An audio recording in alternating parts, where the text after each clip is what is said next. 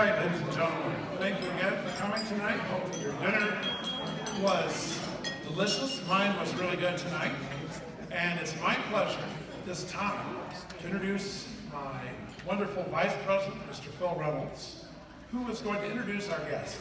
So Phil, I'll turn it over to you. All right, sir. Thank you. All right.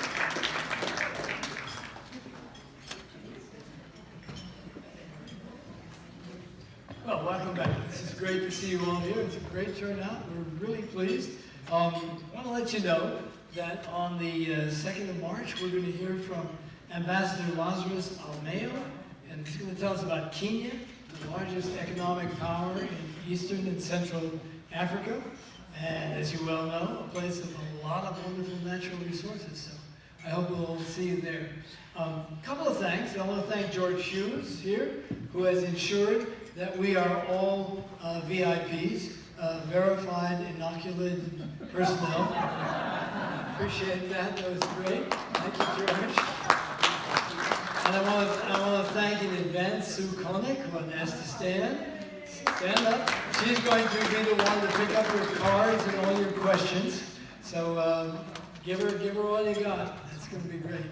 Okay, well tonight we are really pleased to have Ambassador Taranjit Singh Sandhu. And he's going to talk about India, obviously a great, huge country with tremendous importance for the region and the world, and we're really looking forward to it. Ambassador Sandhu has been Ambassador of India to the United States since February 2020. He's probably one of the most experienced persons in about U.S. history and U.S. activities since he's been here twice before. He's also been in the permanent mission of India to the United Nations in New York, and he served as a High Commissioner of India into Sri Lanka, and he's also served in Germany, the Soviet Union, and Ukraine, so a very broad spectrum of places. Ambassador Sandhu has worked in the Ministry of External Affairs in India in various capacities, including the Joint Secretary for the United Nations, and as Joint Secretary for Administration, dealing with kind of human resources issues. He graduated with history honors from St. Stephen's College in Delhi. He pursued a master's degree in international relations at the Nehru University in New Delhi. Ambassador Sandhu and Mrs. Rinat Sandhu, who is also a serving Indian diplomat, have 2 children. I wonder if they're also diplomats. I wish they were. His interests include books, movies, and outdoor sports. Mr. Ambassador, you've had many years in Washington, and I'm sure you are very much at home in Washington, and we hope that after tonight you will consider yourself at home in Annapolis. Please come to the podium, sir.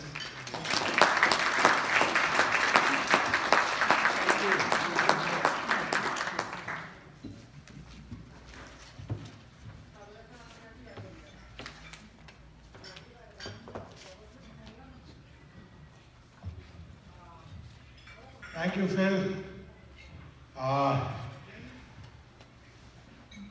The leadership and members of International Club of Annapolis, Their Excellencies here, distinguished guests and friends. Good evening to all of you. I am indeed delighted to be here in this historic city. On a personal note, I may add that I was a resident of your state for more than 3 years during my last stint as the Deputy Ambassador, that is from 2014 to January 10 of 2017. I think the date indicates. But I have very fond memories of living in Bethesda. Its green surrounds and warm people. So I consider myself a kind of a citizen of Maryland. That's all I have. At the outset, let me thank the organizing team who made this evening possible, despite the challenges posed by the ongoing pandemic. You know, evenings such as these remind us today the small pleasures of socializing that once we took for granted can in fact be priceless. And as I was sharing with the leadership of this club, that I was very pleasantly surprised, and I kept asking my officer that, are you sure they are going to hold the meeting? And my compliments to all of you for trying to get back to normal life.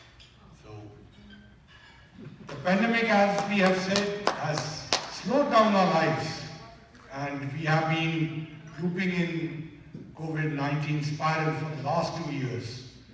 Thankfully, there is some hope, as the scientific community is suggesting, that COVID-19 may be soon transformed into an endemic that we humans can live with. But we must not forget that we have reached this stage with the relentless efforts of the people and the governments worldwide, and that of international community as a whole. We cannot still lower our guard.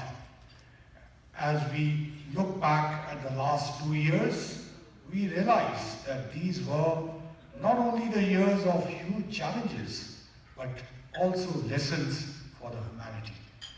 Facing adversity, we learned the importance of adaptability and innovation, health and environment, and not to forget family and friends.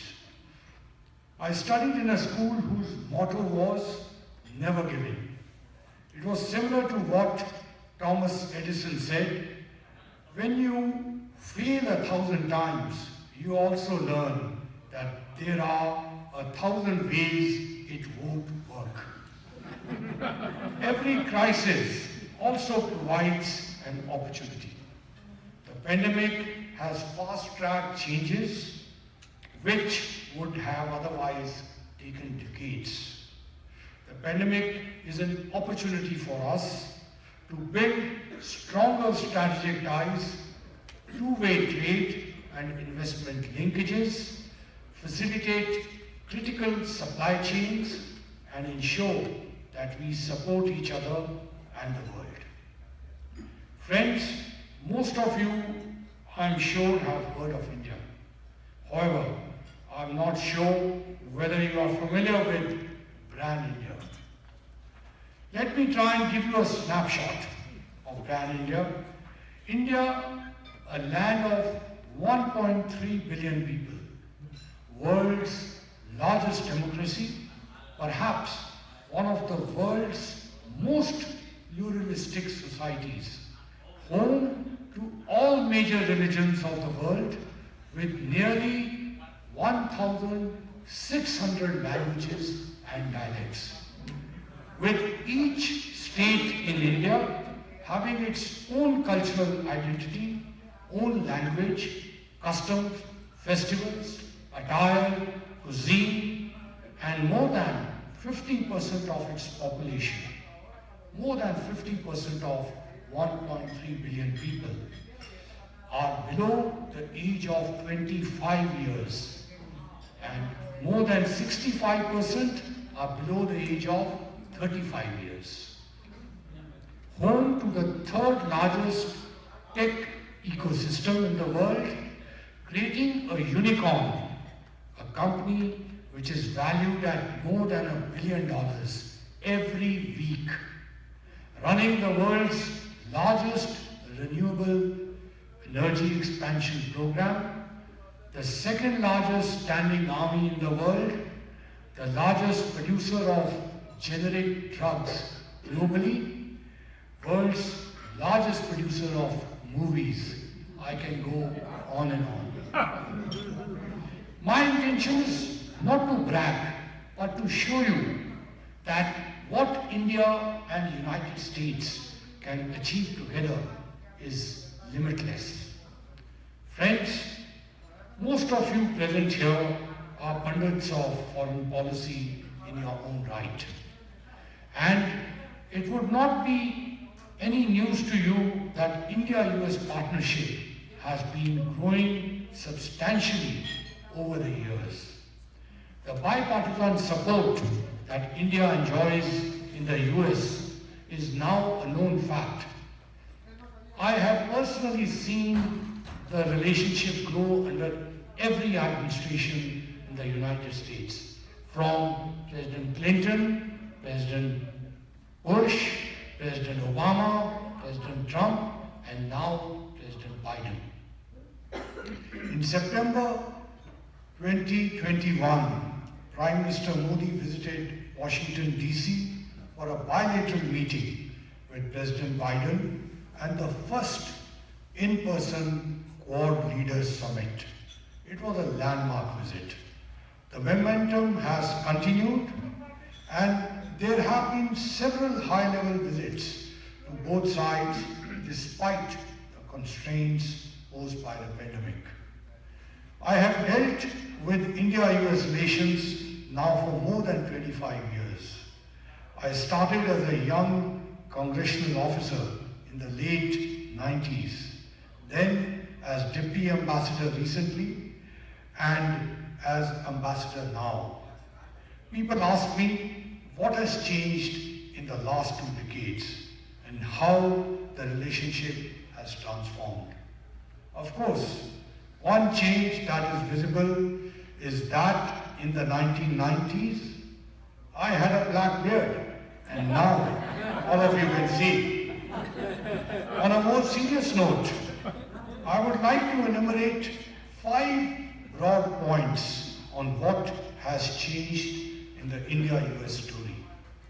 First, despite being the world's largest and oldest democracies, the relationship between our 2 countries was initially overshadowed by extraneous factors.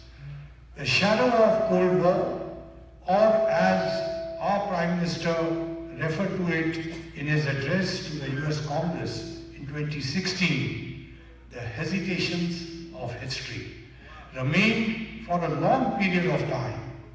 And then, steadily, one important factor increased in our relationship, which had a bearing on a host of other issues: trust. You will perhaps appreciate it better than others. Many of you here, I understand, are also Army veterans. I'm having the honor of visiting the US Naval Academy here tomorrow. Our defense trade, which stood at nearly $0 till a few years ago, now stands at more than $20 billion. And it is not just trade. India and the United States are also working together on co-production and co-development of defense platforms. There is also increasing mill-to-mill cooperation with more and more exercises with increasing frequency and complexity. From the late 90s, when I was trying hard to explain India's position at the Hill after the United States imposed sanctions on India after the nuclear test, to now, when India is designated as a major defense partner by the United States, and India signing all foundation agreements, our journey has surpassed our own expectations. Maryland-based Lockheed Martin is a major stakeholder in the growing US-India defense partnership. It has contributed to the Make in India initiative. Stand back a little bit, Father. Sorry. It has contributed to the Make in India initiative and has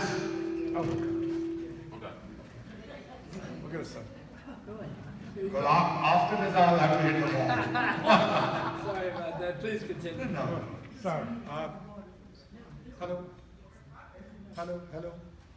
Don't turn it down too much.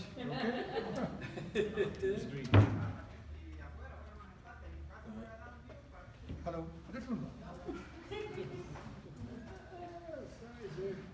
Hello. Hello. Hello. Hello. Hello. Hello.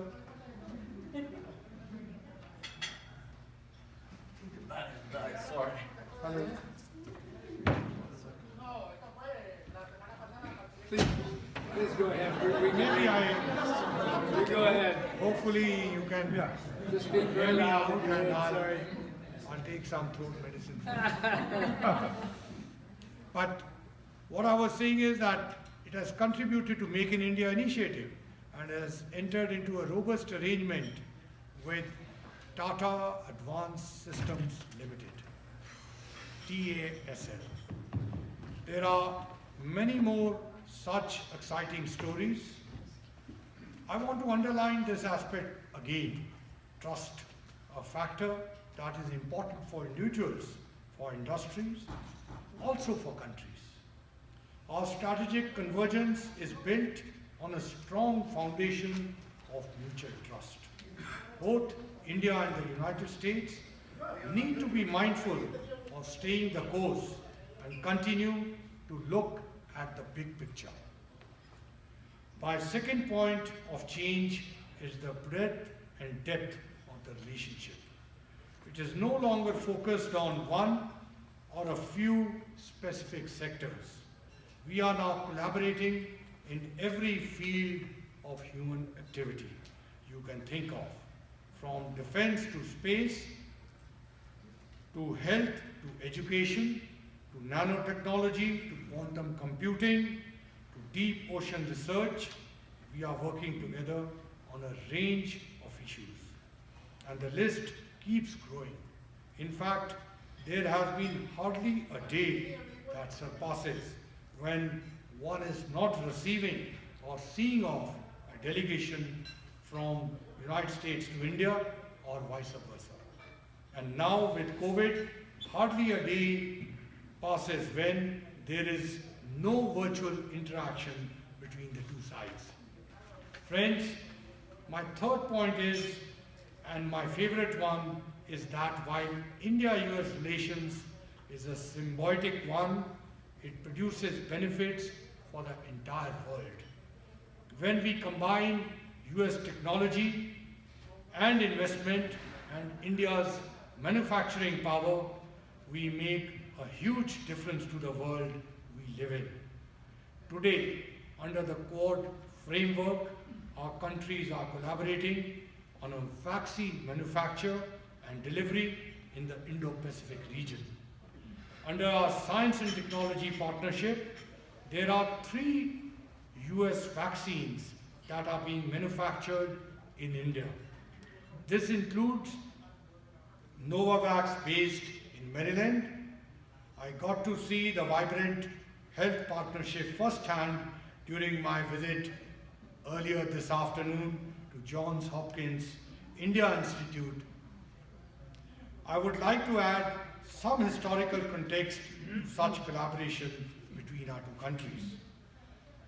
Several years before, under our Vaccine Action Program, we developed Rotavac, a vaccine against rotavirus which causes diarrhea amongst children. And we distributed the vaccine in Africa. The cost of 1 vial of the vaccine fell, thanks to our partnership, from $60 to $1. You can imagine the wonders this relationship can do to the people in Africa, Latin America, Indo-Pacific, CARICOM, and beyond. We have the potential to create such wonders around the world. This is why we call our relations one of the most consequential relationships, not just for our two countries, but for the world at large. It has truly become strategic, comprehensive, and global in nature. My fourth point is about the role of technology in transforming this relationship. Both India and the United States are societies that value innovation and ingenuity. So the connect between Bengaluru and Hyderabad and Silicon Valley and feeding into each other should not surprise us. Prime Minister Modi's visit to Silicon Valley in 2016 signified the importance of the tech partnership. I was the Deputy Chief of Mission then.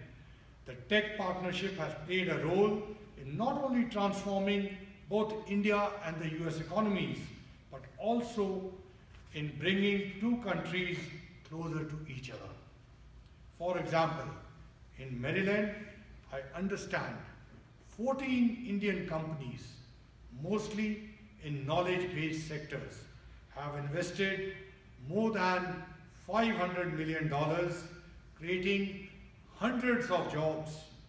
Indian companies have also been funding research and innovation activities, thereby stimulating the US knowledge economy. In fact, I visited Lupin Pharma earlier today, one of the largest Indian pharma companies globally. Last but not the least is a catalytic role played by the diaspora in transforming the relationship. The 4 million strong Indian American community in the United States, they are successful in all walks of life and have contributed to the US ecosystem. The 200,000 strong Indian student community in the US is another important bridge. And mind you, 2/3 of them are in STEM areas. The diaspora and the students are part of the brand India, which I mentioned a little while ago. With over $150 billion in trade, $67 billion in mutual investments, 200 Indian companies with a presence in the United States, and more than 2,000 US companies in India, the potential of economic partnership between our countries is enormous one. I often refer to the 5 baskets: healthcare and pharma cooperation, energy partnership, particularly renewable energy and climate change mitigation, the knowledge and education partnership, the tech and innovation partnership, and of course, the defense and strategic partnership. Each of these fields represent not only areas of G2G cooperation, but also expanding economic opportunities. So here is a relationship which is people-driven and people-centric. Our real success is measured by how quickly and how effectively, as governments, we are able to match the expectations of the people.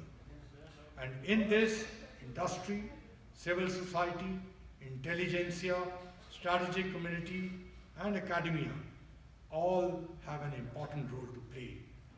I will end with a quote from the great Thurgood Marshall, the first African-American justice of the US Supreme Court and the one of the noblest sons of Maryland has ever produced. He said, and I quote, "The measures of a country's greatness is its ability to retain compassion in times of crisis." And I strongly believe that you and I belong to these two great countries. Thank you.